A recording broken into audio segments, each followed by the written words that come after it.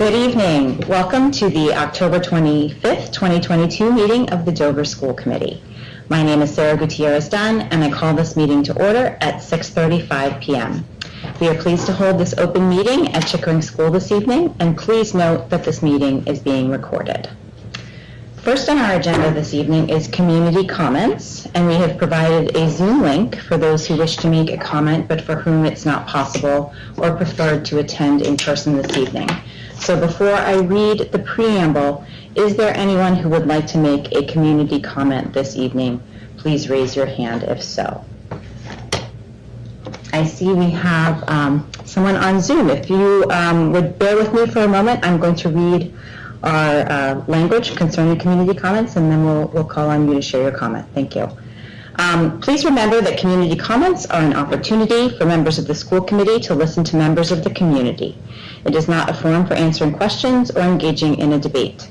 We respectfully request that you please make your comments brief, no more than 3 minutes, and that you move the discussion forward by adding new information. Please try to avoid repeating points that have already been made, and once the public comment section of the meeting has been concluded, we will move on to other business, and unsolicited comments from the community will no longer be permitted. This is standard operating procedure in school committee meetings across our 3 school districts. And so would you please identify yourself and share your comment? Yes, hi, my name is Nicholas Hawks. I'm the father of a kindergarten student at the Chickering Elementary School. I was apprised in early October that a Rainbow Club was being started at the school, which would permit first grade students to learn about sexual preferences and gender dysphoria. Now, I went on the computer, the internet, I looked up the curriculum of this Rainbow Club, which is easily ascertainable, and the materials are extreme and alarming. 6 and 7-year-old children are going to be taught about usage of pronouns such as they before they understand any type of grammar rules, changing biological sex and sexual attraction. These children are too young, they're too impressionable, and they're too immature to grasp the issues that are being taught by this club. In my view, I guess my concern is, has the school committee been aware of the materials and curriculum of this Rainbow Club? Are they aware of the books that are going to be read and taught to young 6 and 7-year-old children at the Rainbow Club? And who will be providing the funding for this club? I know you just said you're not going to be answering any questions, but in my view, I was curious to know if the committee was aware, whether they endorsed this club and whether or not they had reviewed the curriculum prior to, I guess, permitting this club to be on for first grade students. Thank you, Mr. Hawks. Are there any other community comments this evening? And they're on Zoom or here with us? All right, thank you. That closes our community comments, which brings us to the first item on our agenda, which is the superintendent update from Superintendent McCoy. Thank you. We had the Zoom option open for community comments only. Would you like me to leave it open for the remainder of the meeting, or shall we revert to the live stream as was planned? I think it's fine to revert to the live stream, and I would just direct anyone watching that you can view the remainder of the meeting on the DSC TV YouTube site. Is that correct? Yeah. Yes. Yes. All right. Okay. Thank you. And Liz is on her way. Thank you. Great. Thank you. Okay. So I'm not projecting this evening, and I hope that's okay with you. I'm happy to project at future meetings. That said, I believe everybody had a copy of the slides in the presentation in the packet that was distributed last week. I'm trying to pull it up right here so that I can take a glance at it. But welcome and happy Tuesday. I just wanted to provide some general updates to the committee.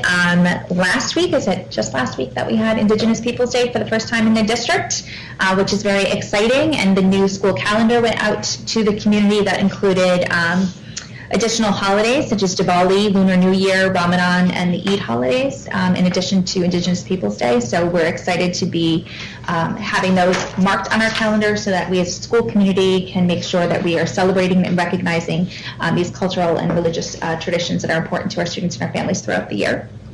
Many thanks to Dr. Reineman and Mr. Carnes for hosting a fabulous open house. I was excited to be here for their warm opening and to meet all the staff that was there and to be able to make it around to the classrooms and to the teachers who provided insight into the important and very difficult and fun work that they do every day. There was 4 open houses in the district. I was able to make it to Chickering and 2 others this year. Next year we just have to plan it so Pine Hill and Chickering are not on the same evening. The only person that affects. But thank you for a very positive evening.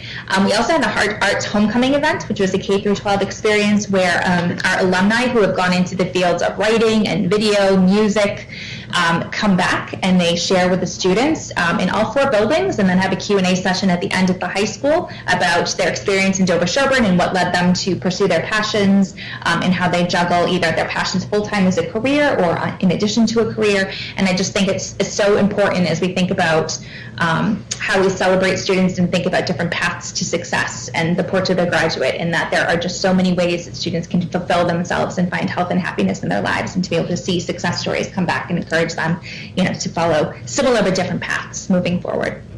International Night was just last week. Can you believe it? Super positive, and I was excited to be able to attend and see many of our families showcasing their cultural background and sharing food and snacks. Such a positive evening. So again, thank you to all of those who were involved, including our PTO who helped organize. I had the opportunity to spend a day with Goalie, completing the Charting the Success workshop through MASC, and I appreciated that opportunity, having sat through 5 years of school committee meetings at this point, being able to go back and revisit the rules and the regulations and the expectations around the role of the school committee, how that overlaps with the superintendent, and put it back in perspective now that I'm in this new role. And it was great to spend some quality time with Goldie. And lastly, I just, in a general sense, wanted to let everyone know that 4 years ago, the district underwent a special education audit with the help of Dorsey Yearly and Deb Levine from Wellesley. They're retired special educators, looking at the organization of our special education program and making sure that we not only have the staffing and the administrators in place, but the appropriate programs at each of our schools. And so as an executive team, we thought it was important to go back and revisit the findings from the initial audit, consider the structures and the people and the programs that have been put in place, and make sure that we are meeting our objectives as a school district. So Deb and Dorsey will be coming back this winter to revisit their initial recommendations, to interview people, visit our programs, and come back to the school committees and share their findings, and if there's any tweaks or changes we need to make moving forward. In terms of my work and my goals this year, I just wanted to provide a quick update on my entry plan. To date, I've held 37 individual meetings with school committee members, leaders, and town officials, 5 educator focus groups, and 4 parent caregiver focus groups, including one this morning. Colleen joined, thank you very much. So I have a few more this week. I've been collecting lots of information, lots of similar themes, lots of passion for the work that we're doing as a district, so much support for our educators, and the sense of community that is felt across our schools, and certainly themes of how can we do better to support all of our kids and move towards more project-based, more thematic learning. So I'm excited to put those all together as we move into the spring and think about where our district is headed in the next 3 to 5 years. Aside from that, the equity audit, as you know, we heard the report shared at the September 20th joint meeting, and at this point I just wanted to give you kind of the next steps. So we have looked at the recommendations from the report as a leadership team, and Denny and I are going to all 4 faculty meetings. We were at Pine Hill just yesterday, and we are headed to Chickering, the middle school and the high school next week to work with the faculty to review both the findings and then kind of prioritize the recommendations moving forward. Denny's planning a incredible day of professional development on that full day of professional development the Monday after Thanksgiving that will tie in a lot of the themes and the next steps from the equity audit, and then the feedback that he's working with his professional development committee of educators will inform what other professional development and workshop opportunities we provide to educators beyond that November date. We have 2 community events coming up. November 2nd, our leadership team will be traveling to Boston to meet with our Boston families to have a meet and greet, talk about the equity audit, and talk about any questions or concerns that they'd like to discuss with any one of us principals or central office folks. And then November 16th, which has been rescheduled from November 3rd, is an opportunity for anybody in the community who'd like to come and talk about the equity audit, the findings, the next steps as a district, and particularly what role the community will play in that, is welcome to come on November 16th at 6:30 at the Connor Center, which is owned by BC here in Dover. Lastly, in your packets, you received information about the MCAS scores for Chickering, and Dr. Reineman is working with her PLC leaders at each grade level to look at that information, to glean what sort of curriculum changes or reinforcement we might need moving forward relative to the state standards in each content area, looking at global grade level achievement, but also individual student achievement, maybe small groups of students who might need additional support. And luckily we have the interventionists and coaches to help there. So I know that Dr. Reineman will be working with our team to take as much information as we can from that, in addition to all of the other measures of success and learning that we have to support our students moving forward. And in the slide, you'll notice I also had my 3 columns of other measures of success that we use as a district. The first one being very academic-oriented, standardized tests, including APs and SATs.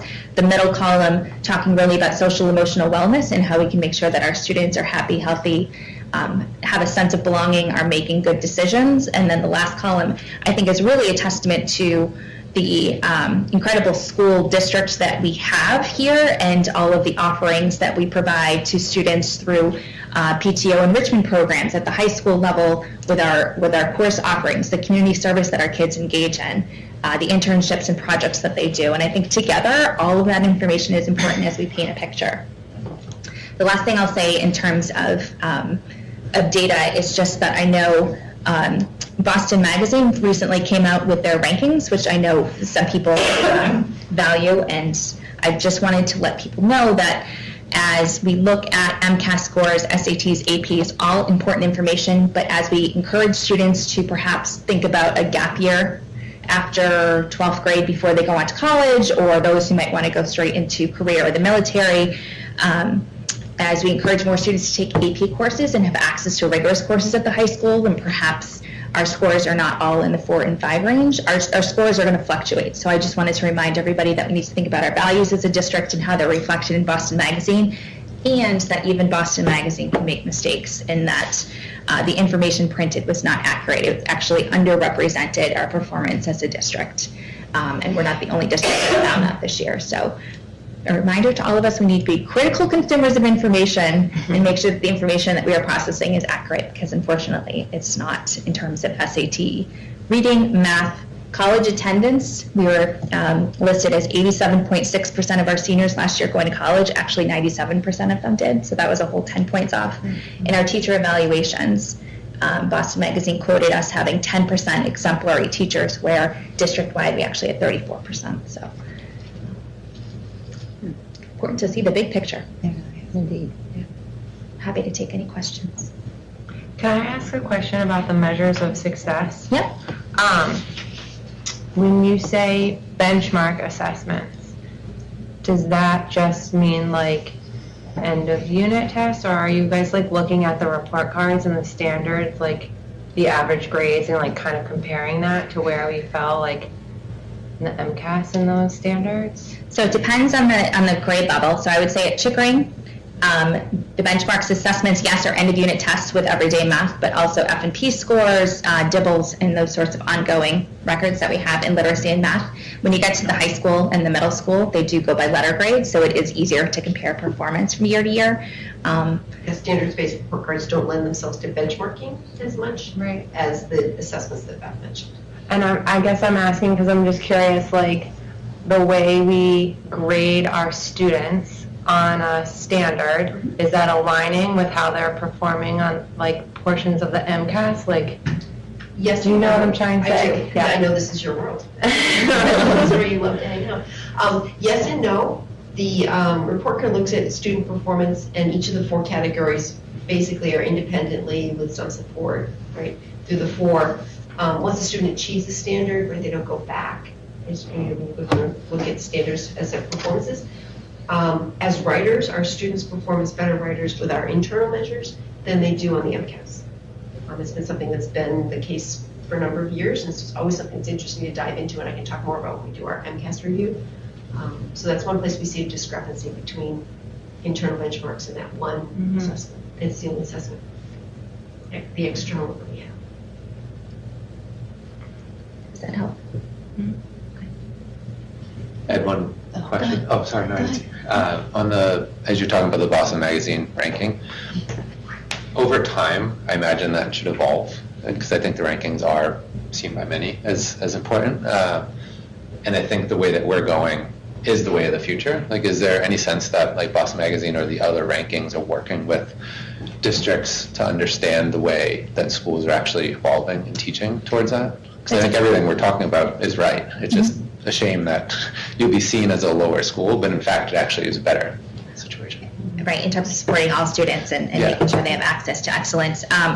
That's a great question. I haven't had a conversation. I haven't been following Boston Magazine or U.S. News. I know U.S. News had a similar situation where there was some surprise among the college population about where some of the colleges landed, and it ended up being because colleges weren't reporting real data.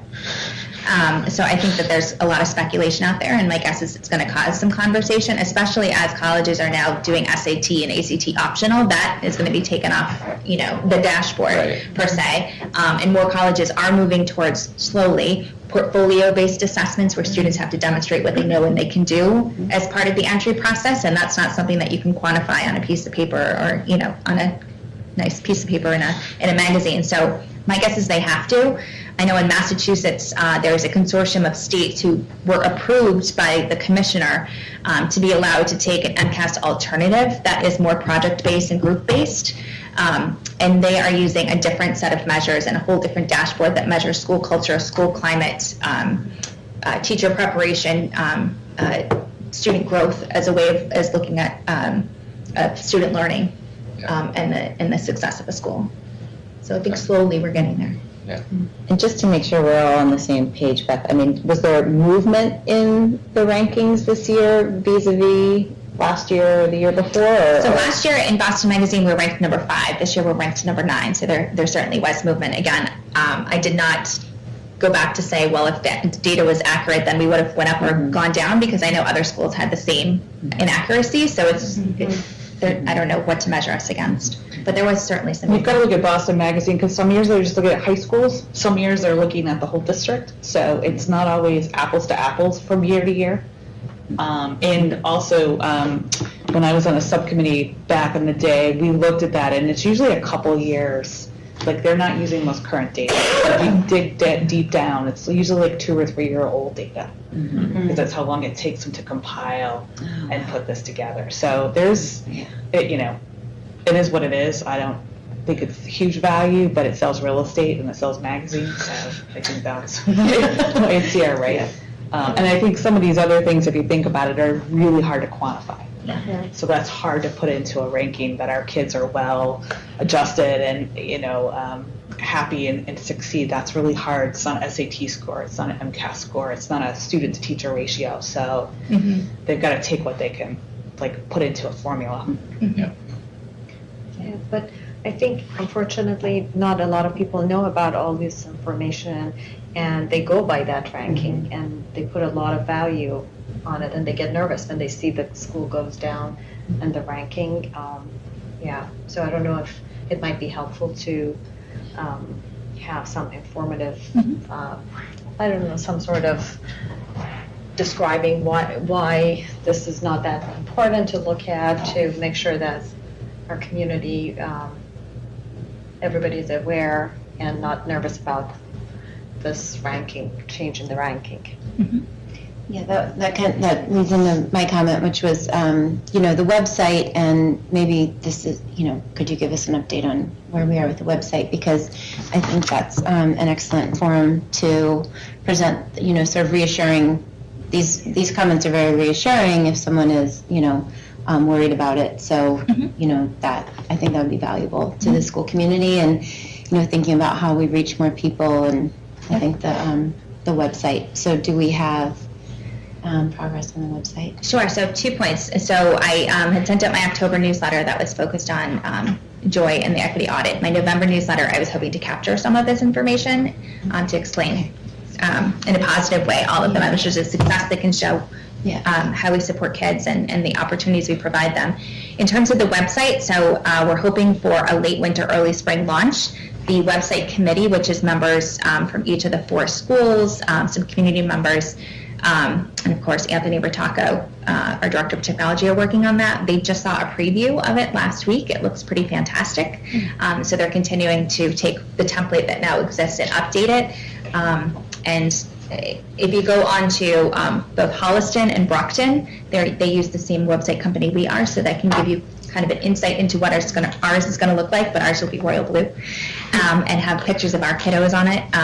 But there are certainly places they've already identified on that landing page where we can have a clickable, if you want to learn about the Portrait of a Graduate, or if you want to learn about our course offerings, or you want to learn about our class size, where that information is a little bit more present, the things that we want others to notice and pay attention to. Okay, great. Thank you. Yeah, thank you. Can I ask one more question? Yeah. In the list of measures of success, can you explain the IEP referrals / plans? Yes. So as you remember, when we rolled out the MTSS system, the multi-tiered systems of support, our hope was that if we can bolster the teaching and learning that happens for all students in the classroom, and then provide small group targeted skill intervention through our coaches and our interventionists, we would have fewer people needing referrals for special education, because it's not like it's all or nothing. It's either happens in the classroom or you need special education. We're providing those layers in the middle. So we're looking at that to make sure that all the interventionists and coaches that we have working with our kiddos are in fact giving them the targeted help they need.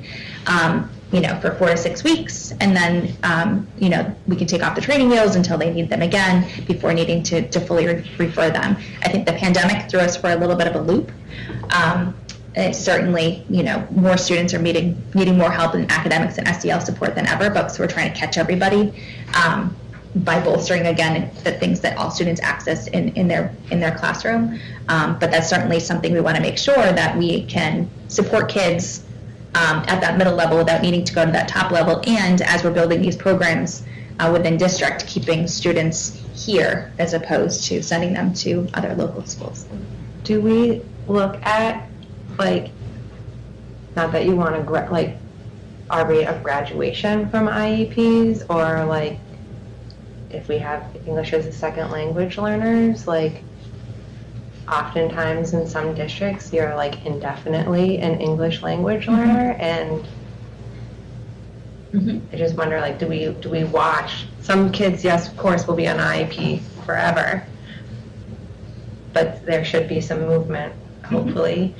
Do we look at that? And do we look at the same thing on the MCAS? I almost feel like that's the more valuable data, is the rate of growth students are making, more so than their score. I assume we yes, really look at that stuff. Yeah, Dr. Ryan and her teachers look at the growth for sure, and both because it's good practice and through the audit process that we go through with DESE every few years relative to our EL program or our special education program. We're forced to look at that data, but we also have ongoing processes from both our ELL director and Kate McCarthy in Student Services. Yeah. And am I right that we'll be doing a little bit of a deeper dive on MCAS later in this meeting with? Probably not in this meeting, but another time MCAS. after they've had a chance to process the information in the PLC grade levels and come back with kind of the big picture findings and A few more nuggets to add. Great. I know it's just very much in the news right now how there's been quite the decline in Massachusetts as well as the rest of the country for reasons that we can all understand. But I think it would be helpful to put things in context. And I mean, did anyone think of adapting the test to reflect the context? No? Okay, The so, state standards remained the same. okay. And the test, there's a lot of money and planning that goes into preparing the test. So each year they give approximately 40 questions, and 20 of them are released and 20 are kept to be used the next year. So there's very much a cycle of how they create their questions. I see. I guess I would be curious to hear, and this is a deeper analysis perhaps than we've had the opportunity to do at this point, given how recently the results have been coming in. Are we seeing kids struggling in the areas we would expect to see kids struggling? In other words, I know there was an effort to prioritize.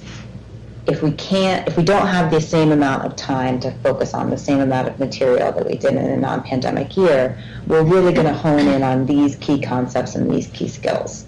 And so are we seeing that kids have achieved in those areas where we devoted our attention, and perhaps struggling more in the areas where we had to pull back a bit? Or, is the story less clear than that? I'm just curious if to the degree there's been a decline, which it seems that there has, is it in the ways that we expected, and how do we address that, and how do we learn where we need to provide those extra supports and those extra opportunities for kids to catch up with the material? Do you want to address that, or would you like me to? Go right ahead, I can do it when I get to my section. Okay. Then I'll just address it briefly, that the state provides a dashboard, and they've created additional reports that we can see, and I think a lot of them speak to yes, the growth percentile of individual students, and where individual students may have, what topics they showed mastery or proficiency and where they might need additional help. But they're also doing like grade level reports now, where you can see kind of the content areas where we really hit the mark and where we didn't. And that's what Deb and her teams are looking at this point, to say, does it match with what we expected in terms of what we prioritized? And as we move back towards a more typical academic year, what do we need to pick back up? Theoretically, they'd match, because the state had showed us what their power standards were during the pandemic, and we used those to determine what we were going to teach, and those should be the ones that are measured on the MCAS. But of course, it's not always a perfect system, so. And the reason I ask in part is that so much in elementary school, they're building blocks, right? So, I would imagine there's a cascading effect. If kids are struggling with certain foundational concepts, the concepts that follow and that require understanding and mastery of those concepts, they will also struggle with. So it's just a matter of how do we, plug the various holes and, try to do the best that we can at meeting these kids where they are now in this unique moment in time. So since we're here, I'll just, if I may. Yeah, sorry, I'll sure. just jump in. So we did see our MCAS scores drop off, and quite frankly, if we hadn't, I would have been a little worried. We saw, in general, we have a curve for exceeding expectations, meeting expectation, partially meeting, and not meeting, and we tend to have a very small percentage in the not meeting category, and our exceeding expectation category can run from 15 to 30% roughly, and it dropped way down, and then our meeting standards jumped up, because I think that many of our students who would have landed in exceeding in years past are meeting the expectation, not exceeding the expectation. They have technically passed, so the numbers that Beth has at the end of this report talks about those students who have exceeded or met the standard, and then our partially meeting also increased, but not as much. So I think that it was generally a shift, sort of one column over, although our not meeting did not pop up the charts. It stayed sort of in that 1 or 2% range. We continue to do very well in math.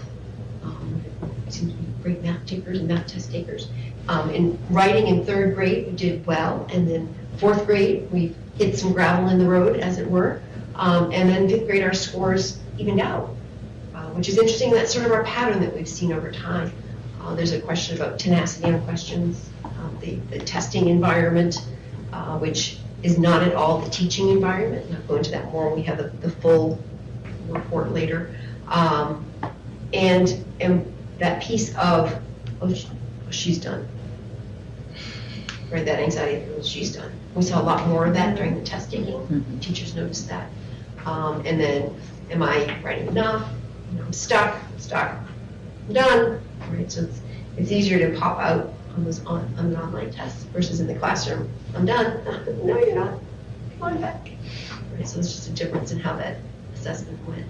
There's certain questions. There's one question in the third grade math test that I was with the third grade teachers earlier this week, and we were like, that is a really peculiar question. And we can see why they got it wrong. Like, yep, exactly. Like, that's not how we taught that concept. They asked it differently than we taught it, and our third graders couldn't transfer that knowledge. Well, they're 9, right? So is that too much to expect they would have transferred that knowledge?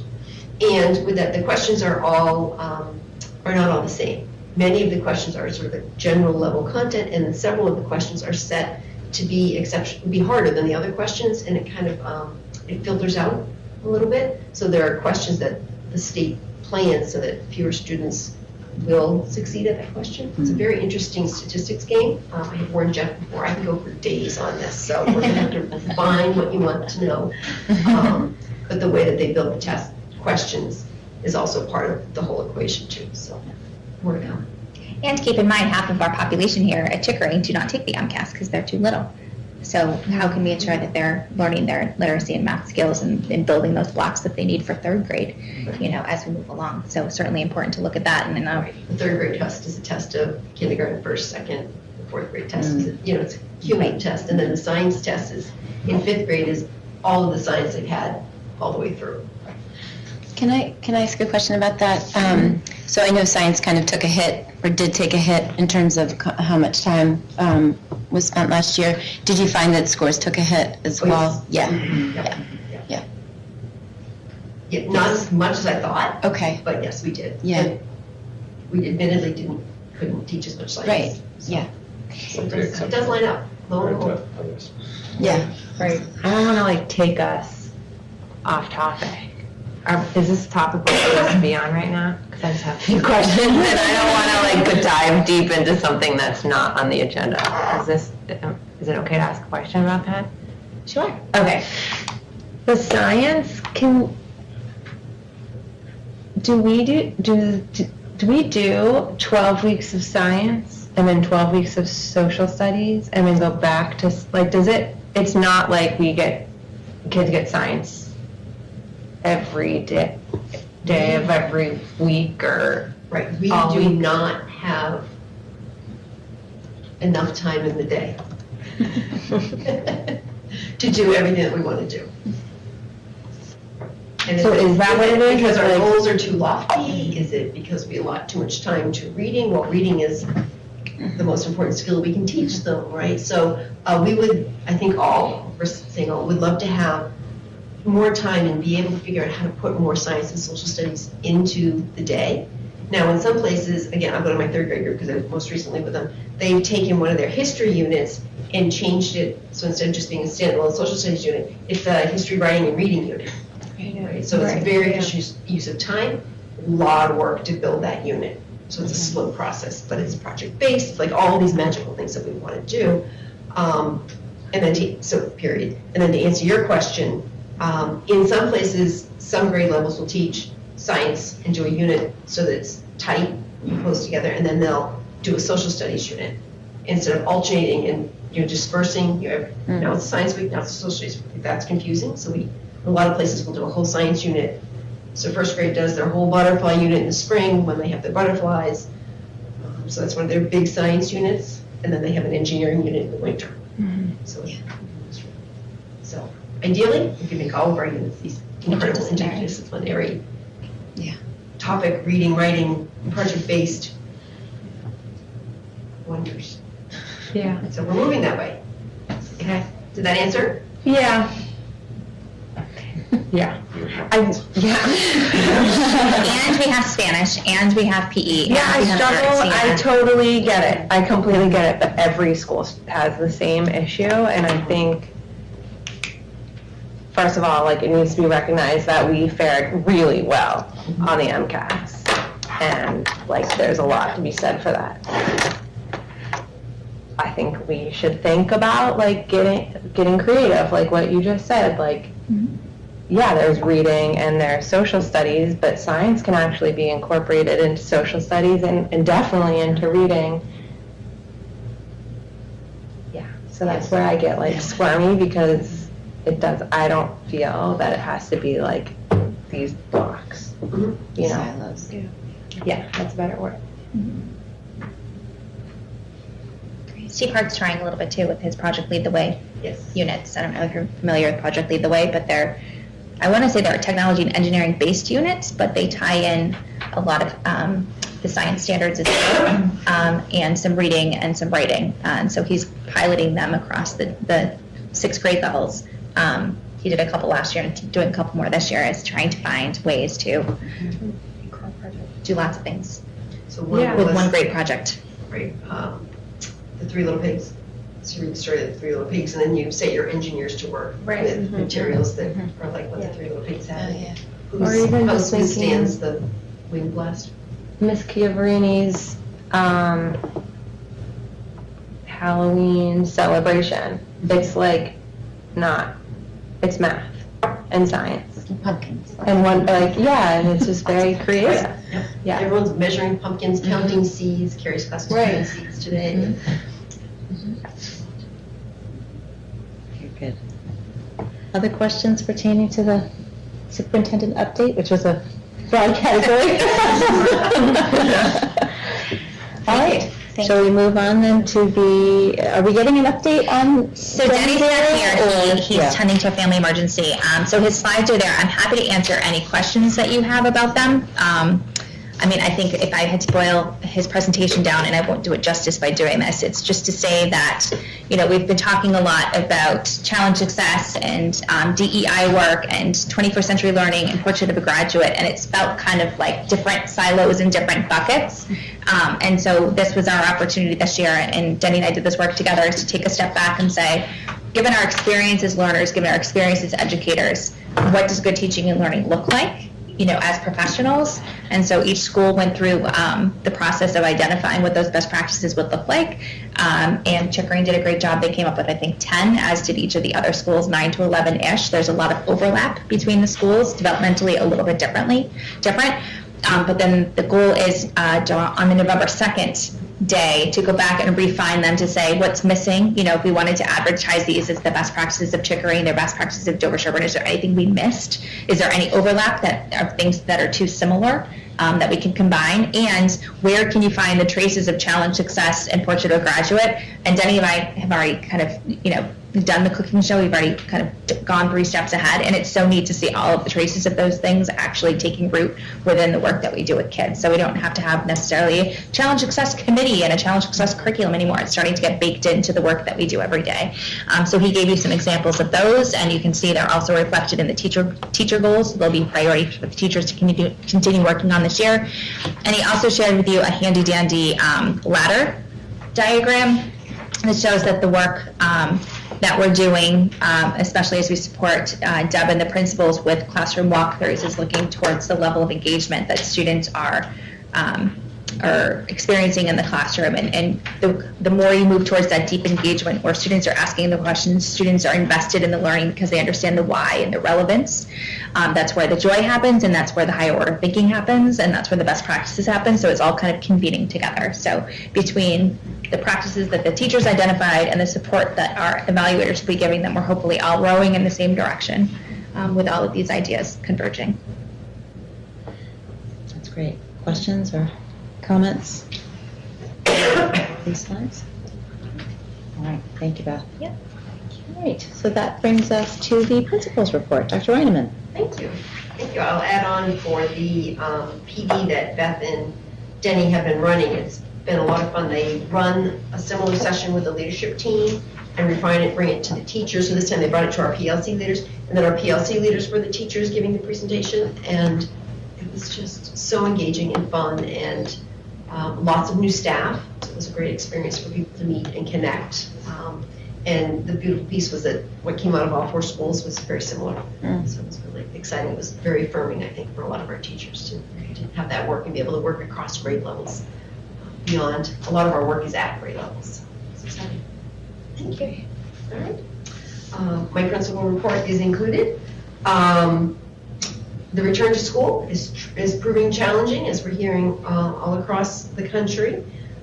We are settling into routines. It's interesting to me to realize the loss of the institution of school, and I went on for a while in my report about that piece of the routine and ritual for families of getting up on time and getting to school and participating in school for 6.5 hours a day, and how that sets a family structure. And then there's your afternoon activities, your evening time, perhaps your after dinner time, and then back into that school. And the hybrid piece threw us off a little bit. We had a lot of people were sick, so when we had people be out sick for a week or 2 weeks at a time, so there was a lot that we lost in the being of school. And I never thought about it until we started this year, and realized as we came back in, the example I gave at the staff meeting today was, usually by the end of September, we're all done testing the fence, right? That's sort of that time, and we're like, how far can we go? What's going on here? And how does this routine work? And setting the environment of the classroom, and it's just taking a little longer right now.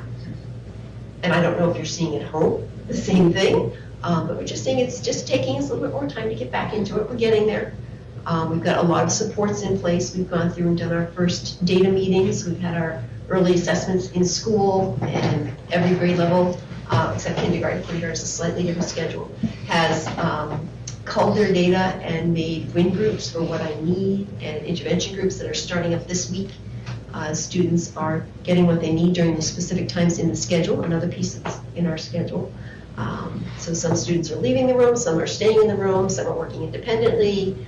Everyone has a menu that they're working off of. It's got a different term in every grade, but whether you're in a WIN group, these are the things that you're going to be doing. If you're working independently, this is what you're doing.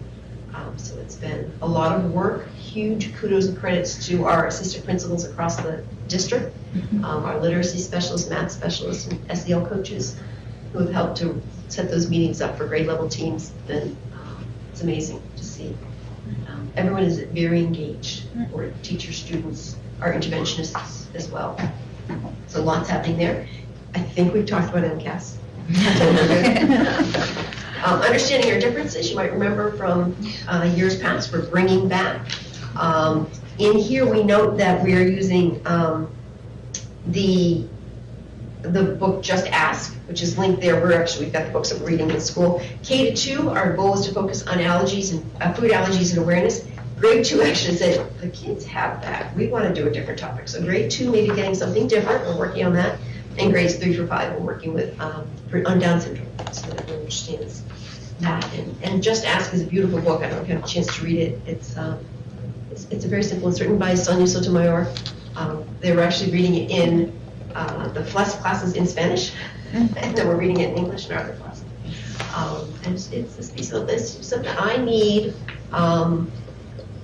a wheelchair to help me get around. This is why. And if you have a question, just ask. It's just a gentle, beautiful tone with it. School Advisory Council is underway. Thank you, Colleen. We put out a posting through PTO to elect one more parent member, so we're hoping we'll have one board for our November meeting. The handbook update. In gathering materials for Kate McCarthy as part of our handbook review, I realized that what we have in our handbook doesn't accurately reflect what we're really doing for homework. And I don't know how I missed it last June. My apologies. So I put that in here for, I think, Sarah has suggested the first read. And it's the homework, the beginning part is the commitment to homework. It's sort of your contract with school. That doesn't change. It's the time guidelines. We've walked back from a lot of homework and looking at what's important, and have much better alignment across the classrooms in each grade level. So we would love for you to consider that change as well. I can talk about that more. Continuing to look for special educational assistants. And I forgot to put in November 3rd, a day of checkering. when you're all invited to join us for the morning, starting with bus duty, so dress accordingly. Go right through, we'll have lunch from the cafeteria that day as well. So you get to have the whole experience, and spring you free by 11:30 or so. So schedule to follow. Any questions? Today at the meeting that we had with parents this morning, it came up the parity across classrooms and homework. Do you want to say a little more about that? Sure. So we've made great efforts to look at parity, is really the best word, across all grades. That was not true in the past few years, even pre-COVID. And it's been an interesting piece, interesting walk for me. I was early in my career thinking that homework was a very important thing and a very part of becoming a rigorous student. And over time, in my learning with challenge success and my life experiences, that there's not a need for a lot of homework at the elementary level. All right, if you go with that PDF, the playtime, downtime, family time of challenge success, it's important that our children have time to be children and to do all the things that make your family, or your tribe, as I'm talking about it now, and have the time to do those things. The counter argument to that is we are then putting more on the families it's not my time in the afternoon for homework in school, it's your time, but they're your children. So I would hope that families feel the gift of time of bringing homework down. Can I piggyback on that? Absolutely. I am so with you on that. I completely believe what you're saying. But sixth grade is not that.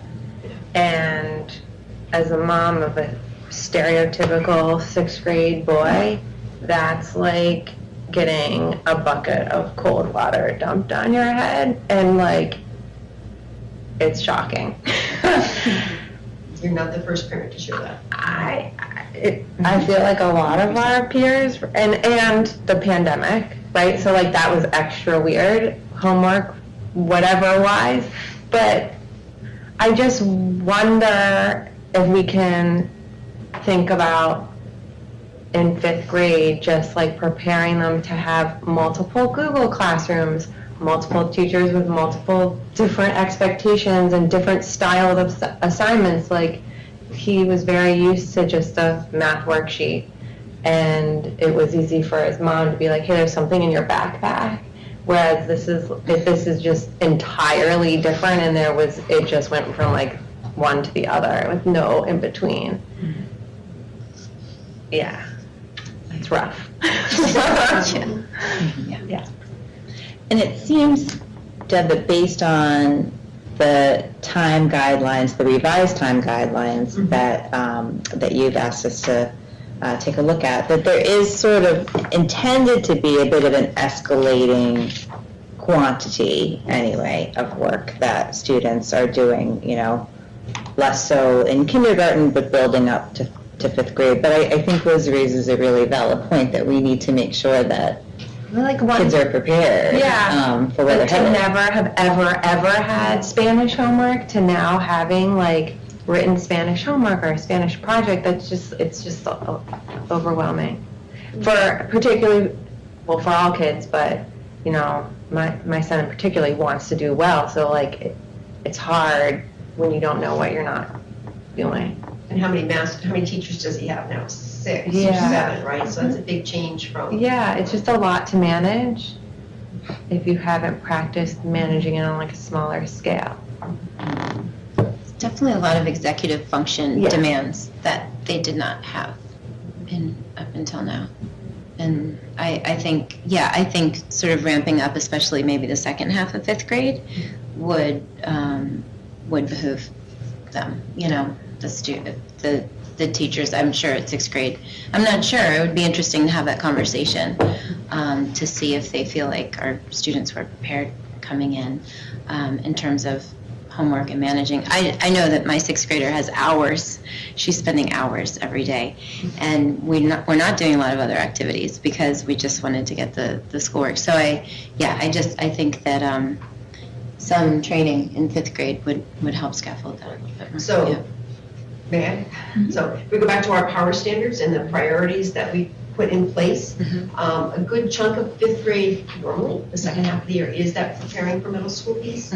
So there's examples where there's a project coming, and one of the things that is they take a calendar and they break the calendar and they take the project and they actually teach it on these 3 days, I need to do this and on this. So they actually go through that executive functioning skill of how to break a project up over a month.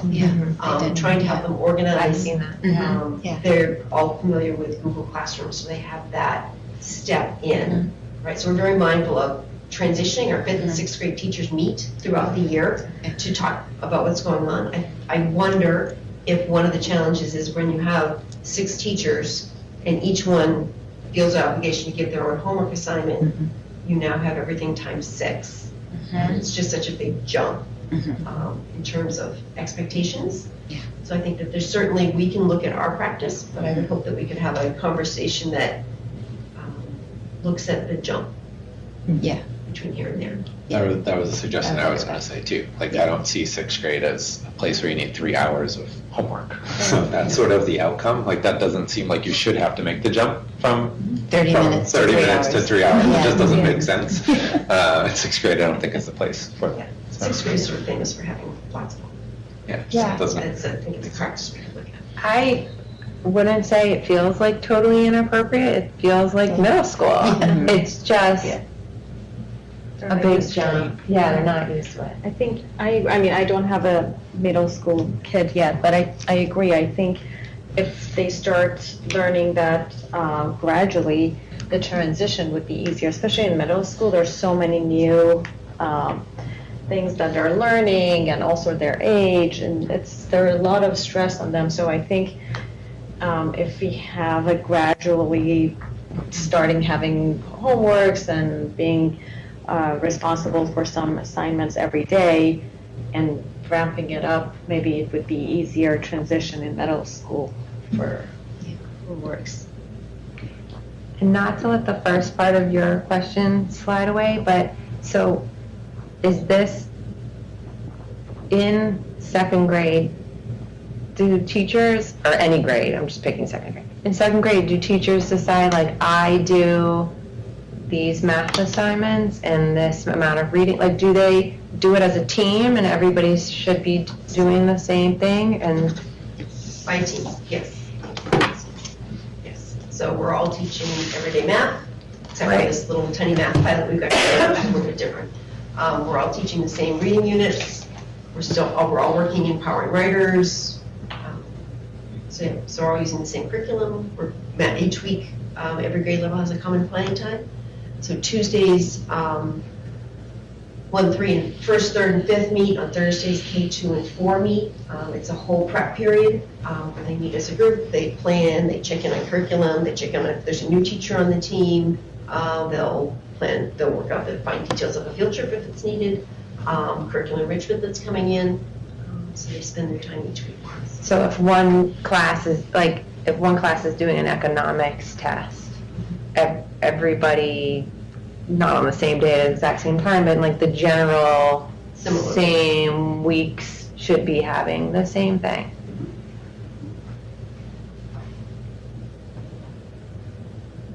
Big rocks too.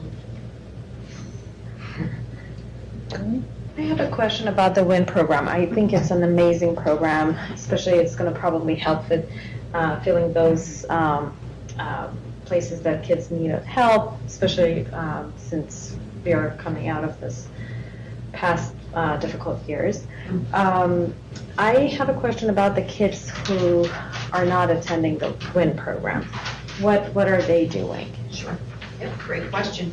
So in my class of 20, I might have 8 of my students are off at different WIN groups. I might be hosting my own WIN group, and then I have students who are working independently. So this goes back to that menu that we talked about. So on that menu, there might be in Google Classroom, there might be, please do this assignment, or this math activity for you and this group of 3 or 4 over here. I want you to take this project and we'll launch you. But you're ready to work independently on this math project, so you're going to be working on that during your WIN time. Okay. And that may take you several weeks to work on, or it might be a one day. So the menu is what the students are working on when they're independent. Okay. It might be independent readings, they need to, if they have to catch up on something, that's an opportunity, but then if they're ready to move ahead, they can do that as well. And the teacher, each teacher supervise that, like, give them a menu to work on. Okay. So it's quite a lot of planning and prep, so Yeah. that's where the teachers lean on each other. Yeah, Or I will plan the math lessons, would you please get the writing lessons Yeah. together, or the materials, and that's great. Yeah. Yeah, it's exciting. yeah. I'm Quite a forgetting differentiated experience. the name of the program you guys, we purchased to track. Yeah, Panorama. I knew it started with a P. Is that like up and running? It is, it's up and running, it was running last year. Grade level teams this week learned how to build their groups in Panorama. So in my group, I put in my 4 people, this is the goal of our group, this is how I'm gonna keep my notes, and then every week after I work with the students, a couple of quick notes in there for what we're working on. And then we go and do an assessment, so if I'm working in a reading group, my progress monitoring might be the DIBELS. So when I do my DIBELS exams, my notes go in there, and then those notes stay with us, so that next year's teacher has all of my win notes from this year. I know all that. I just think it's important you say that because they're not just like busy groups. Like there's a lot of data and it gives a lot of information about the kids that can then make it fluid and thoughtful, and it's really great. Thank you for throwing us off. Yeah. That's great. If I might just, on the actual text that we were looking at for homework, just to return to that for a second, I know that the proposal is to remove the time requirements section as it is currently and replace it. There are some mentions of times in that second paragraph, that sort of preamble paragraph, and I just would suggest that they be made to align with the new time requirements that we're planning to populate, or be removed in this part, because I don't think that there's perfect alignment between them, just for clarity's sake. Okay. So that might be something just to address before we do our final read and Yep. vote. Get them uniform. Were there other questions or comments about this homework policy specifically, or other aspects of Deb's report? Deb, I thought I might just go ahead and ask about the Rainbow Club that was mentioned earlier. Maybe you can just take an opportunity to share with us about that, what it is, what it isn't. Sure, Yeah. absolutely. I don't know if I can directly answer what Mr. Hawks asked in his, I don't know if I'm allowed to do that or not, but I will talk about the Rainbow Club. So we have launched the Rainbow Club. It is a club for anyone. Anyone may come to it. Rainbow Club often symbolize the Pride community, and we do include any student who would like to join. We had about a dozen children with us on our first meeting. We had almost as many teachers, because there's an awful lot of teachers that want to be involved in support. And it's an opportunity, as it said in their invitation, to learn, to be an ally, and to be a good friend. So I was talking with a parent who also had questions. He said, look, if you're having a hockey club, I know what we're going to do. If you're going to the knitting club, I know what you're going to go do. What are you doing at the Rainbow Club? So there's no hidden mystery curriculum that was referenced earlier that we're using. We came in as a group, and the kids made name tags, and we had a snack, and we read A Kid is a Kid, which I pushed out to the staff in the newsletter this week, and is going out in the family newsletter tomorrow, so you can all see the book that we read. It's A Kid is a Kid is a Kid, and what questions do you like to be asked? And the best question, I'll give it away, is, do you want to play? It's the best question you can ask, right? We then played the game The Great Wind Blows, which you may have played when you went to camp, which is there's a big circle, and there's not enough chairs for 2 people in the middle, is where we played it. So if I'm in the middle with Carrie, we decide who's going to ask. And I say, the great wind blows for anyone who likes chocolate chip ice cream. And anyone who likes chocolate chip ice cream stands up, and you have to swap seats. And who's ever left is the person who then is the great wind blows. The great wind blows for people whose birthday's in September. And that's what we played. So we played that for a while. We did some meditation. We did some mindfulness activities. And then we said, what do you want to do? What things should we do this year? And he's like, oh, we want to can we have a rainbow drawing? And we do rainbow chalk all over the ground. Down the walls. And we Can we think about putting up posters? There's a kindness project that the middle school did. Kathy Simino put together with this big bulletin board list. And we said maybe we'll make our own kindness cards and we'll build a kindness board for December for gifts. The gift you give is you invited someone to play that you haven't invited to play. So that's a place where all are welcome. We didn't talk about pronouns. We didn't talk about gender dysphoria. We did not talk about changing our pronouns or our biological sex. That's not appropriate for children of this age. Are there children who use she? Yes. Are there children who use he? Yes. Are there children who use they? Yes. Yes, they are. There are everywhere, right? But this is a place where if you want to connect, we would love to have you with us. So just a, okay. No, go ahead. Just a clarifying question on that. So this is an internally developed, there's not some external curriculum as was previously mentioned. This is an inclusive group just to Yeah. How to be a good friend. It's very similar to our friendship bench. I don't know if you remember the PTO had a group. It was the original Chickering Cares group. It's changed names now to Community Cares. And they built a friendship bench and decorated it. It's on the playground. And if you're out playing and you don't have someone to play with, or you just want something different, you can sit on the bench. And we all know that if someone's on the bench, you go over and you say, "You want to play?" Yeah. You know, "Oh, my friends are playing basketball." Let's go play something else. It's very much like that friendship bench. Thank you. And this is an optional club for kids, and it's not part of the everyday curriculum that the kids. Okay. We worked, I spent a lot of time talking to the principal of the Heath School in Brookline, who he shared much of their material. And they're a K-8 school, so they already had a 6 to 8 GSA, Gay Straight Alliance group, so they built this Rainbow Club. There were a lot of siblings. They chose to do it during the day, so parent permission wasn't necessary, which is kind of interesting. We're like, and where we're going to find the time? So Science. right, it's science again, right? It's a science teacher. So we didn't feel that felt right either. So that's why we thought we'd have it after school, and we'll try it for a couple of months. We've got once a month meetings, see how it goes, change, refine. Sounds like a really nice way for kids to meet kids and hang out looking for a friend. It's a first through fifth grade. What a We didn't nice include way. kindergarten just because of just so many kids, and it's a very big level. development. Ultimately, we'll split into older, 3, 4, 5, K1, 2s, right? One group's going to be more interested in making friendship bracelets than the other. Maybe not. Maybe they'll want to all stay together. So that's There's just not a lot of opportunities for kids across grade levels to get to interact like that, and to find somebody that you can be friends with that's older or younger than you can be really valuable. Thank you for creating that opportunity. yeah. Thank you. Thank you for asking. I'd just like to echo that. I just, in terms of best practices, feeling safe is really important at school, and I think a club like this goes a long way for kids who may not always feel, safe being themselves, or, so I think that I really applaud the efforts. Any questions, comments for Dr. Reineman? All right, thank you. And that brings us, Dawn, to you, to the warrant report. Yes, so in your packet, you have the warrants that have been processed and sent over to Town Hall since your last meeting.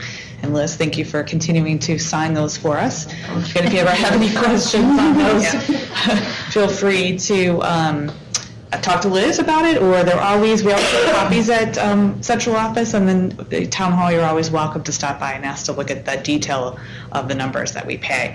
So that leads into then, we have these expenditures. What does your first look at for fiscal year 23 look like? And so as of now, we have the majority of our salaries encumbered. There's still, as Deb mentioned, still some staffing changes here and there. There might be 1 or 2 shared positions yet that I need to encumber, but all in all, you probably have about 98% of your salaries encumbered, so you can see where salaries will end up. One of the more important things I wanted to highlight is that after the budget season, while we were planning for this fiscal year, both elementary schools requested to convert 2 of their special educational assistants into a special educator. And so we did that both at Pine Hill and Chickering. So you will, if you look at your financials, you'll see that we have an abundance of money left over in the educational assistance line item. That's because for 2 of those positions are now up were converted to the staff member who's up in the special ed line item. Staffing changes post-budget also are showing both positive and negative variances. So you do see a lot of activity, not tons, but it doesn't take, in a school this small, it doesn't take 1 or too many people changing positions that your salaries are going to be off what you budget. And I will say we took a lot of time interviewing this summer and hired the best person for the position, not necessarily the one that matched what we had budgeted.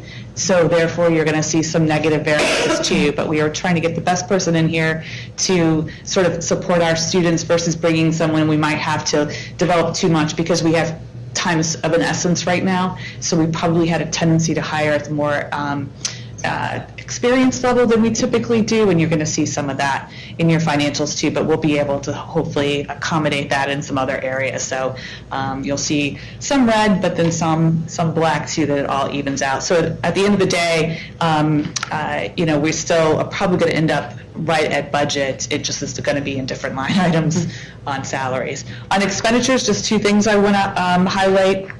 Deb mentioned in her report that we are hiring some services from some outside service providers to work with some of our children or students in the school. Those kind of hires are showing up in your SPED services supplies, which you already see about a $45,000 negative variance. I'll be honest, that could continue to grow.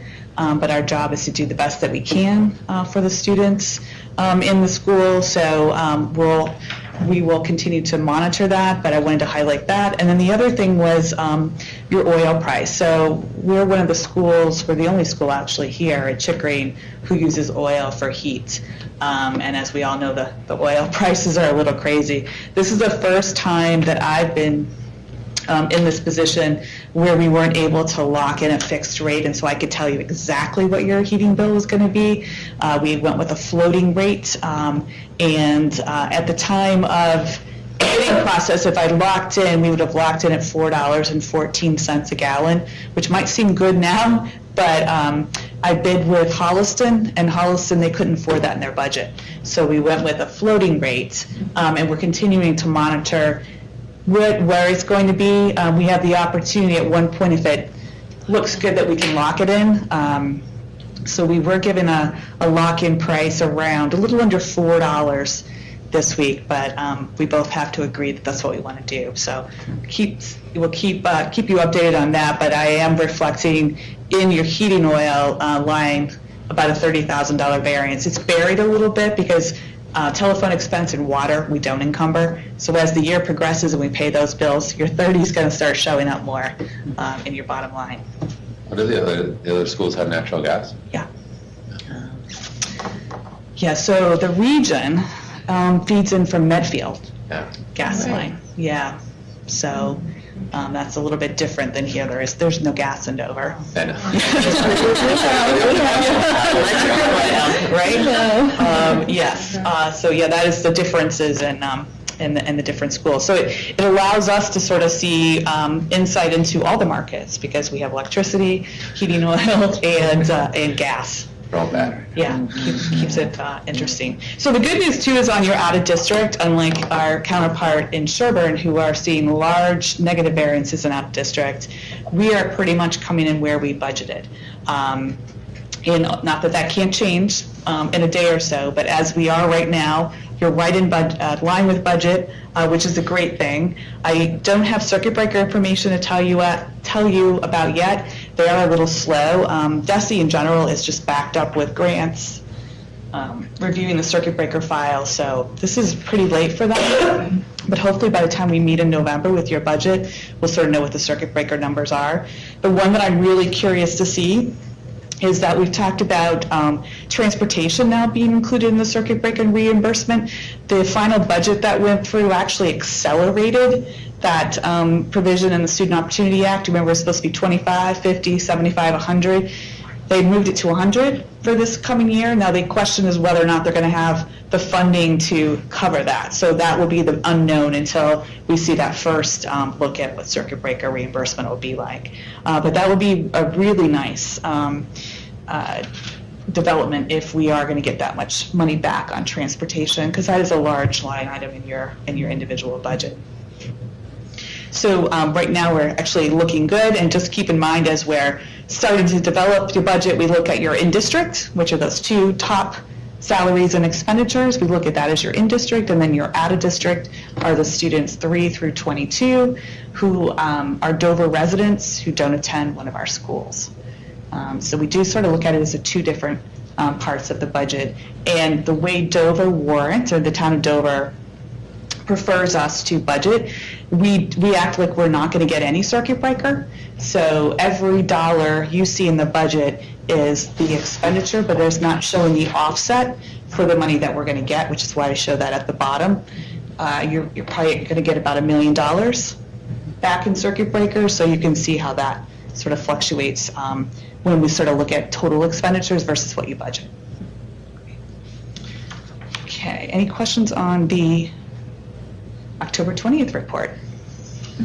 I was trying to give you the most up-to-date information, so I don't always stick to the normal end of the month. Thank you, Dawn. Thank you. So jumping ahead to capital. So I just want to give you a brief update on our capital that we took care of this summer. So hopefully, I don't know if anyone has a K-1 student or you've been in the K-1 wing. When you do your day visit, hopefully one of those days, you'll see the new classroom floors. So every classroom in the K-1 wing had the new flooring put in that's similar to what you have in your lobbies. I think it gave it a fresh look, and we also did some painting. A lot of the rooms had this terracotta. We got rid of that so it wouldn't clash with the floor, and so it's got a little bit of a facelift.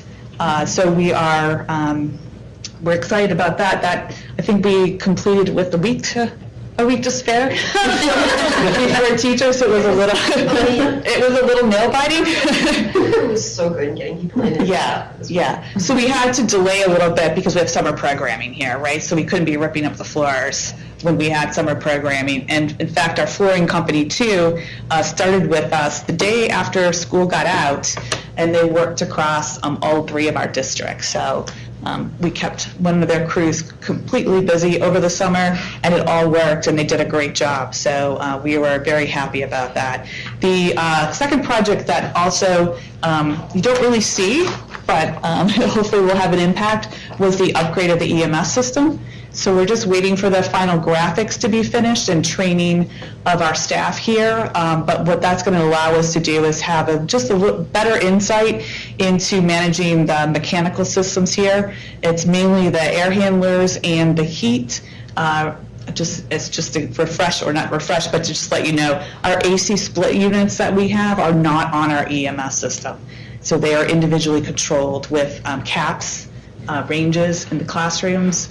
But we decided not to spend the money to wire all of that into the EMS system when we did the AC install. So when I talk EMS, we're everything but the AC is included. So that system had been original to the building, and so we were losing some ability to sort of tweak, to look at things, to know that they're operating correctly. So we're really excited to be able to hopefully, I think the training is actually Friday, for our head custodian here to finally get up to speed. The one last project that you approved that is on hold because supply chain issues is the cold water booster system. So we're hoping, I don't have an update on that, but hopefully soon that last system will get installed. And we went for the whole new system. Remember, we're going to do the upgrade, and we had to do the whole new system. So we'll keep you updated on that. And then it's time to roll into, we never go to break, fiscal year 24 capital. And so in your packet was the 5-year plan. The one that we'll focus on tonight really is just fiscal year '24. With your approval tonight, we will submit this to the town's capital subcommittee meeting that's already started their meetings. And so we'll probably be the last department to submit ours. But what we have is really just taking what you had in your 5-year plan from last year, bringing it forward to '24. So we're going to continue the flooring in the classrooms. Our next wing is going to be the classrooms in the 2th grade wing. So that's 11 classrooms. We have seen some price increases on materials. So those 11 classrooms are have an updated quote for $130,000. There's some smaller little spaces here and there that I think we'll try to do with just operating budget. We'll ask the town to get us through the major classrooms, so that's $130,000. Based on our 20-year capital plan, the fire control panel, and actually as you walk out tonight, you'll be able to see it. It's right in the lobby. Those 2 red boxes, that's the fire control panel. That is original to the building. We pushed it out 1 more year. It was on the plan for '23. We pushed it out to '24 as we try to even out the capital projects because we haven't had any issues with it. But it is at the time of replace, because at this point, when you do have issues, it's hard to cut parts. So we have to upgrade. And we're going to put an allowance in, so you've got the fire control panel, and then you've got the devices, the smokes. We are going to put in an allowance to replace those items that are defective once we start the system back up, but we're not going to do a full replacement of all the devices because we find that it makes more sense to, if they're still working, to keep them in, because I think we find that the older things are sometimes better quality, right? So I experiences over at the region, and we replaced a lot of things, and we were having, all of a sudden, I was having to replace things that were newer that I hadn't had replaced when they were older. So we're going to be a little smarter about this one, put an allowance in for about a third, see what we need, and then there are small enough dollar items that as they have issues, we'll just replace them through the operating budget. So that project is, we have a quote that we just got last week that'll be $45,000. So those are the 2 projects we're bringing forward for the committee's approval tonight. The one item that did get pushed off 1 more year, and I'm not really, we're still trying to figure out what we're going to do, are the roof coverings on this building, which are really 2 separate projects, but there is absolutely no issues with either one right now, so it doesn't make sense to do it just because you think you need to do it. We obviously had pretty good construction on this building, and so we are going to continue to push that off and do a little more research to make sure we do it the best way when we do it. I think the town is happy that we keep pushing it off a little bit because of the size of the project. And then the rest of the 4 years, they like to just sort of see where we are. That's following your 20-year on-site insight report. And as you see, it's we're going to start replacing some of the HVAC and the rooftop units in the next coming years. But other than that, it's sort of a quiet next couple of years.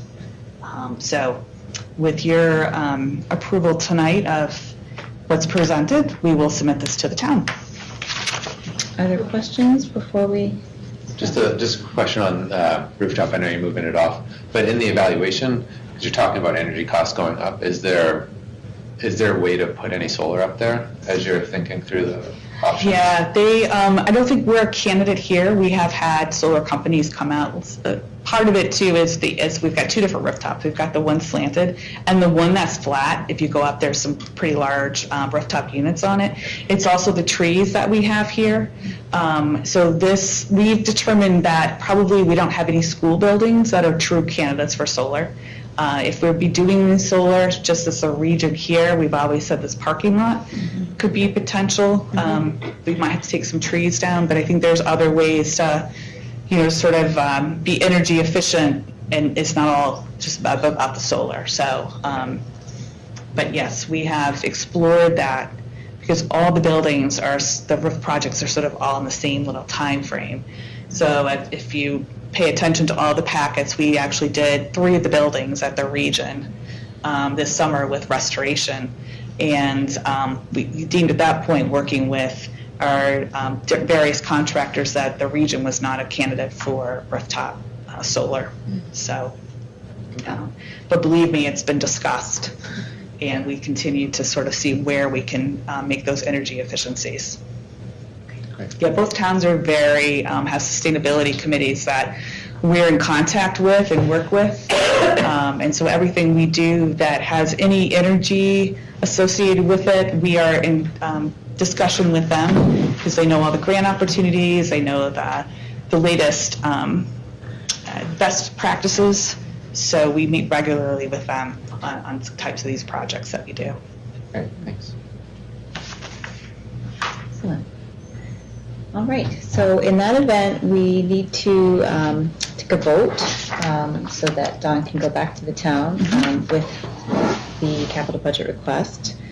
So I'd like to invite a motion from the Dover School Committee to approve the capital budget as presented. Colleen Burt, so moved. Colleen, is there a second? Any discussion? All right, all in favor? All right, the motion carries unanimously. Thank you very much. Thank you. Thank you, Dawn. So thank you, Dawn, and thank you for working with the folks in the town on the Capital Budget Committee on this for us. Thank you. My pleasure. All right. So the next item on our agenda is the MASC policy review. You all will have seen in your packet a memo from the policy subcommittee, of which I'm a part, recommending to all three of our school committees that we engage MASC, which is the Massachusetts Association of School Committees, to assist us with a comprehensive policy manual review for Dover-Sherburne that would begin this academic year. The reason for this recommendation is that it has been some time. It's been about 10 years since we last did a comprehensive review. And from what I understand at the time, that was more of an in-house review. And obviously, we have done our best to keep abreast of policy changes in the interim, and we take policies up on an as-needed basis. But this is really an opportunity to take a step back. We're absorbing the findings of the equity audit and working as a community to take action there, but to take a step back, to look at our policies, to get some expert guidance. It would be Dorothy Presser that would be working with from MASC, whom I think we've all now attended professional development with. And MASC would really help us to take a look at the policies that we have, how they align with the current regulatory, legal regime, as well as best practices. Consider, are there policies that we don't have that perhaps we should in order to align with best practices and requirements, and help us to kind of, consider and reconcile differences and arrive at policies that best suit us here in our context in Dover-Sherburne. So, this is a pretty big undertaking. The policy manual, I think if you were to print it out, I hate to think of how thick it would be. And it will take some time for us to do. The policy subcommittee kind of takes the laboring oar in the sense of, working with Dorothy in order to look at those policies against the MASC model side by side, and will then bring a recommendation to the school committees of, these are the changes that we think we should be making.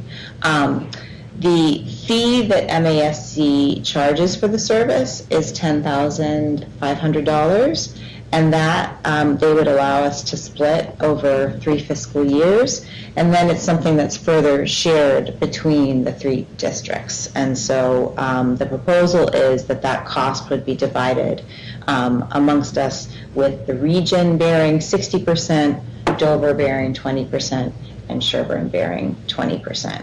And we've included a copy of the proposed contract that we would need to sign with MASC in order to embark upon this. As part of our diligence, we did speak with school committee members from other districts who have done this work and done it specifically with Dorothy.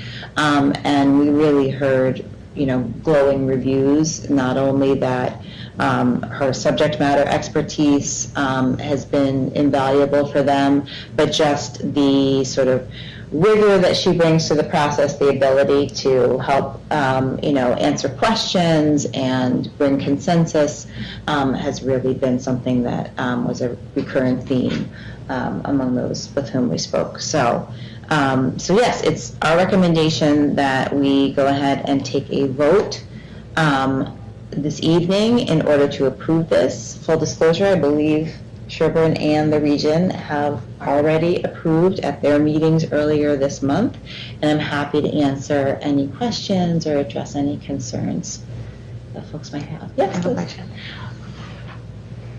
This is awesome. How do I ask it? Policy is really complicated, and it's awesome to have an expert. Is there a way to include someone like Dr. Hoyt or somebody who can purely be looking at this with an equity lens? Because I feel like it can, I know that's kind of a big ask, but it can be really complicated to be wearing all those hats and not overlook that. And I think this is a really important moment to get our policy right in terms of equity. So is that something that Dorothy Presser is like, I don't know, not like an expert in? Or is she more like the policy? Do you see what I don't know? Yeah, no, I think I would say that, we are not the only school district to be focusing on that area right now. And given that MASC is an umbrella organization that's working with school districts across the Commonwealth, I am sure this is also expertise that they bring. I can't speak to whether Dorothy has a particular background in this, but we also have, policy subcommittee members who are focused on that work in addition. And I don't know the answer to, what types of specific feedback we might have already gotten from NYU, who I know looked at our policies and what opportunities we might have to involve. What I'm nervous about is like systemic racism. It's a system, and like all these things we're talking about are part of a system that has existed for a really long time. So we all have to be like, this is like a moment to break it, and I just don't want to miss that. So if it's something going on everywhere, I guess I'll just trust that like everyone's as serious about it as we are, and like, making all the changes. No, and I think that you raise a really important point, that this is something that we have to have a laser focus on right now, and I share that with you. I don't know if Beth, you wanted to. So I think it's going to be an ongoing process. It's not going to be a one and done and leave this booklet alone for another 10 years. Both MASS, the Massachusetts Association of School Superintendents, and MASC are working through their own equity audits right now. So they're learning to wear the lenses and to make changes internally. I'm not an attorney, but I would say that most of our policies are based on law that has been passed. So I kind of look at this as an opportunity to make sure that the foundation of our policies are at least up to date. We've found and corrected some of the glaring mistakes. And as a committee, I think that we need to, and it's difficult because school committee members change over every 3 years, but whoever is on the subcommittee, I think, needs to be trained to wear the DEI lens. And as we get notification from MASC moving forward that policies have changed, or as the leadership team or the community notice things in policies that might have been updated, in 2022 through MASC or otherwise, to be able to pick up on those things and change them ourselves. So just like kind of with our teachers, we have people come in and train them to then be able to do the work on their own. I think NYU has offered to work with either the school committees or the policy subcommittee to learn to wear those lenses so that we can do the work on our own too, and we're not entirely reliant on a third party every 10 years to catch us up. Yeah. So I think we have to do both. And don't forget, it is ultimately the responsibility of all of us on the school committee to approve these policies. So while the policy subcommittee takes that laboring oar, at the end of the day, we're all going to have to be comfortable when we vote to, approve the revised and additional policies that this review would lead to. I bet we're not the only district asking that question. Yeah. So that'd be a great question for Dorothy and her team. Yeah. Yeah, and I hear How what we you're focus on this, saying. yeah. I don't know about the rest of you. I think about this a lot, but by no means am I an expert on the pitfalls of some policies and how it impacts people who are not the same as me.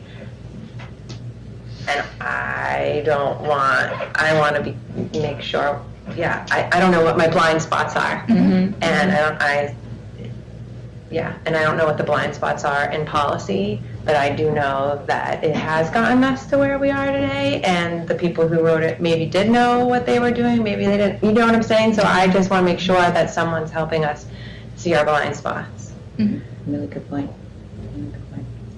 I think that's a great Yeah, and I policy. think there's sections, right? There's a lot in my arena in finance, and some of those are pretty, like, their baseline there is going to be what we need. Like, I will tell you that I've had on my list, the policy manual discusses middle school and high school activities, but has never really addressed elementary student activity accounts, and that gets written up by the auditors when they do their every 3-year student activity. So it's there's things that we have evolved that needs to be updated that, there's no equity involved. It's just really financial policies. So I think that's why MASC, when they did it 10 years ago, because I was in your seat when we sort of were doing all the triple reads, has a base manual that the group did use, but they did all the work themselves, comparing it, deciding what they wanted to keep, what they didn't want to keep. I would say they were pretty forward thinking. We had a lot of gender things that we already did in there. We had a lot of homelessness. I mean, we were bringing in stuff all the years that I was on. So I think hopefully we're, not in horrible shape. I just think there's been things that have changed that aren't been required upon us to change. And if they're not required, we haven't gone in and changed the policy. So we might not have the best practices that this is going to afford us the ability. So my guess is the subcommittee is going to be working with different pockets of people depending on what the section of the policies are. Because I will tell you, I have the financial one printed in my office just in case I need it, and it's like this thick, and that's just Right. one section. And I think none of us would think of, making a recommendation of changing any of the financial policies without involving Dawn to make sure that it's reflective of what our practices are and what they should be. And similar, I think that, we'll need as a subcommittee to pull in different folks in areas in which they have relevant expertise. I'm sure, Beth, you'll be on the receiving end of calls, and Kate McCarthy, I'm sure we'll need to get her involvement. And I think that you raise a really important point of, can we, in some of the time that we have with Dr. Hoyt, pick his brain on, what are things that we need to be on the lookout for in our policies, things that might be seemingly innocuous but have had the effect of perpetuating problems. So, point well taken. Any other questions, comments? All right, so I will make the motion, since I'm on the policy subcommittee, to approve the recommendation of the policy subcommittee and engage MASC to assist us with a policy manual review for Dover-Sherburne along the terms presented this evening and in the memo. Is there a second? Thanks, Liz. All right, any discussion? All in favor? All right, so the motion carries unanimously. Thank you, everyone. I think this gives us now the green light from each of the 3 committees to go forward with this work, and that's really exciting to be able to embark upon this project. So thank you, everybody. All right. That brings us to the consent agenda, which is a copy of our meeting minutes for the Dover School Committee from September 27th, 2022, our last meeting.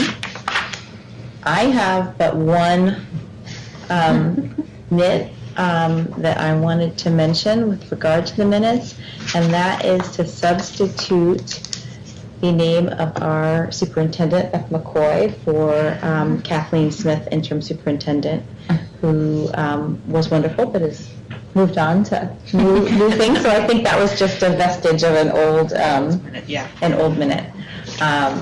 I don't know if anybody else had other comments or questions about the minutes. I think Danny was also present too, right? Denny? Yeah. We should probably add Denny as well, yes. Just swap him out for Yeah. Kathleen. Yeah. We'll add Beth, add Denny, and Add then, Beth. yes. Okay, Great, excellent. thank you. All right. So is there a motion to approve the consent agenda as amended? Colleen, I see you nodding. but- Jeff hasn't. God. All right, Colleen, you can make the motion. Jeff, how about? Colleen Aye, has second. some. All right. Any discussion? All in favor? All right. Thanks, everyone. That approves the consent agenda. And we have included various communications for members' information here, including some of the MCAS results that we discussed earlier, as well as an enrollment report and minutes from some of our colleague school committees at the region and Sherburne. That brings us to the last item before adjourning, which is any items for our next meeting, which is November 22nd at 6:30 p.m. I think this is the meeting, John, where we'll do a deeper dive or an initial dive, really. You'll have version 1 of on our your budget. budgets, yeah. So actually, I realized we skipped over just the budget guidance. If you had any input that you wanted us to sort of focus on or incorporate when we bring out version 1, again, it's not that every year you have it, but we realized at one point that we bring the first version out and didn't see if there were any goals or specific things that you were hoping to see in the budget, and it's better to have that information when we develop the first one rather than once we have the first one out. So this is an opportunity. If you don't have anything tonight, let Sarah know and she can send it our way, because we have about a month before your budget will come out, but it will be the first pass. The one little note I'll make is that so we are going to be undergoing contract negotiations for all of our employee contracts, the 4 associations and the union. So what we typically do is, we don't know what next year's contracts are going to look like, so we will prepare the budget with your actual salaries from fiscal year 23, and then we will have a reserve in your budget line item, and it's a reserve in hopes that will be the salary increase we need for every single employee in the district. So we don't put any salary increases on anyone's salary. They roll right over into 24 the way they are in 23, and then you'll see one large line item in your budget just called, I think we call it legal settlements, but it's really the reserve for the contractual negotiation. So that's going to be a little different. So you'll be able to see some of the changes from staffing because you've already seen, so those differences will show up, but you won't see any increases in expected salaries in the individual line items. They'll be all in one line item. Until we get to where we have all the contracts settled. And then we'll take that reserve and spread it through all the line items. So that's a little bit different this year than what you've seen on a typical year. And is the hope and expectation, Dawn, that we will have concluded the negotiations By March. So by the time that we have our final budget hearing? That's usually our hope. Yeah. Okay. That's not always the case, but that's what we strive for. Mm-hmm. Other questions, comments, priorities? Can I ask a couple of things? Yes. I'm wondering if we could talk about 2 things in the future or at some point. One, health. I have been just listening to rumblings, and at the 6th grade parent meeting I was at with the advisors, I forget the Guidance label. counselors? Yeah. Health seems to have disappeared to some extent, like the understanding your differences, like girls, boys, that kind of Video. stuff. Thank you. I'm wondering if we can talk about, like, is that coming back? And if it's not, there is this little group of kids who did kind of miss that. And if we're thinking about modern day problems, maybe we can expand our health program just a little bit to also be about mindfulness and dealing with anxiety and little things that we could just work in. I know there's not a lot of time during the day, but, you know, Or science. snack. It could be a working snack, sort of. You know, like it's. I don't know. And then the other question I was wondering if we could talk about is what is happening with Chickering's technology program. Can you be maybe more specific about? Well, I'm just wondering, like, do we still have? I mean, maybe this is just a one-off question, but like, do we still have go to Mr. Hart for technology? So the extended absence of Mr. Wadness, we made the administrative decision to place Mr. Hart in there as a long-term sub. Yeah. He's done a phenomenal job. Mr. Wadness is due back tomorrow, so we expect Mr. Hart to return to technology, and perhaps your question is moot in a day and a half. Yeah. Great. So, technology will. Yeah, we should definitely bring it up. It's all part of the scheduling, which we can talk about. We had a scheduling committee for the schools, so we can explain sort of some of the decisions we made. The other piece of that, which I'll just say before anyone beats me to it, is third grade only has gym once a week. Yeah. Yeah, heard that. So, yeah, we can talk through that piece as well. You know. Mr. Carnes and the committee to come in and talk about that piece. And in terms of the health piece, the two elementary schools have teamed up with Laura McGovern, who's the health teacher at the middle school and high school.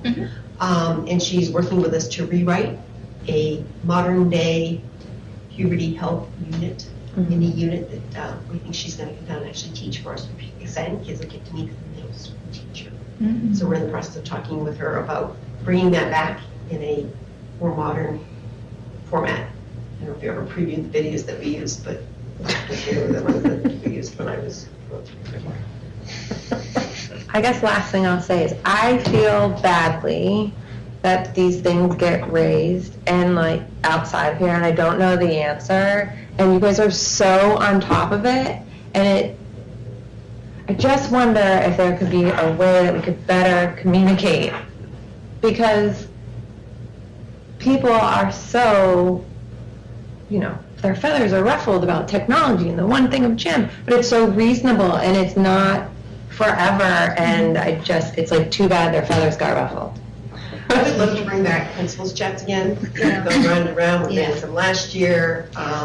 We hosted some in-person events. We did some online events, and I love my fan club, but I don't know how to get to more people.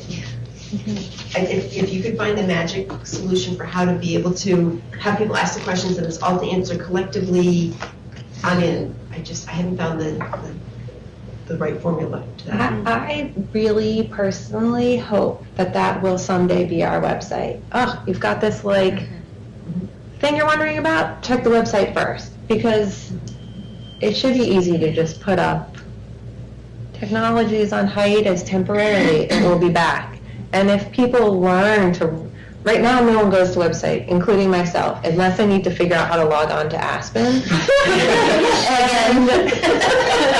And even though sometimes it's hard to get to, but if we could change that mentality that it's actually like a useful place to check.